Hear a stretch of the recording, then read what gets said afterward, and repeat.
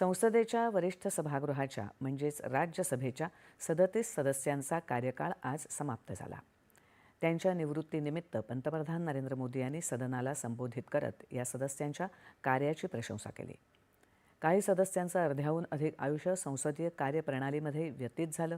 त्यांच्या प्रदीर्घ अनुभवानंतरही ते समर्पित भावनेनं संसदेत येतात हे सर्वच सदस्यांनी शिकून घेतलं पाहिजे असं सांगताना पंतप्रधानांनी शरद पवार, एच.डी. देवेगौडा, मल्लिकार्जुन खरगे यांच्या नावांचा विशेष उल्लेख केला.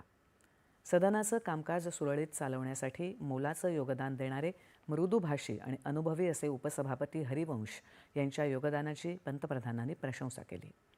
रामदास आठवले यांच्या सदाबहार व्यक्तिमत्वाचाही त्यांनी सकौतुक उल्लेख केला.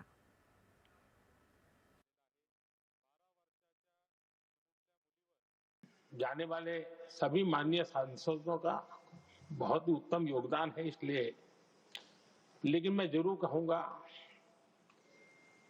आदरणीय देवगौड़ा जी, आदरणीय खड़गे जी, आदरणीय शरद पवार जी, ये ऐसे वरिष्ठ लोग हैं जिनके जीवन का आधे से अधिक उम्र संसदीय कार्य प्रणाली में गई है और इतने लंबे अनुभव के बाद भी सभी नए सांसदों ने सीखना चाहिए वैसे समर्पित भाव से सदन में आना,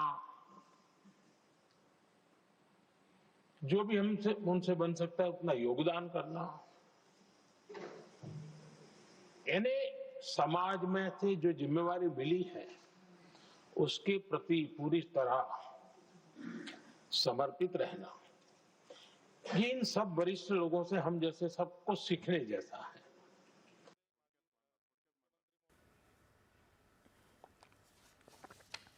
राजकारणात पूर्णविराम नसतो, भविष्य आपली वाट पाहत आहे अशा शब्दात त्यांनी मावळत्या सदस्यांना भावी वाटचालीसाठी शुभेच्छा दिल्या.